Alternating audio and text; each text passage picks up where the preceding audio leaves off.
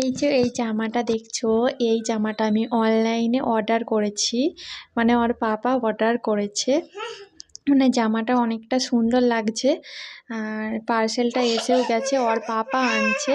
এদিকে দেখো আমি ভয়েস দিচ্ছি আর আমার মেয়ে বসে বসে তো আহ্লাদ করছে। যাই হোক, তো ফ্লিপকার্ট থেকে অর্ডারটা দিয়েছি, সেটা দেখতেই পাচ্ছ। ভয়েস দেওয়ার সময় এত চিৎকার করছিল কি বলবো। যাই হোক, দেখো এটা ফ্লিপকার্ট থেকে নিয়েছি তো দেখিয়ে দিলাম। এখন আমি এটা খুলবো। আর ওর পাপার সাথে বসে বসে ও কি করছে দেখো।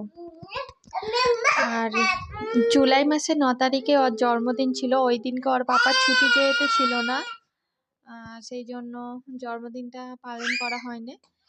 আর সোমবার সোমবার ছুটি থাকে, তো সামনের সোমবার আমরা এখনো জন্মদিনটা ধরা হয়নি, তো ধরবো।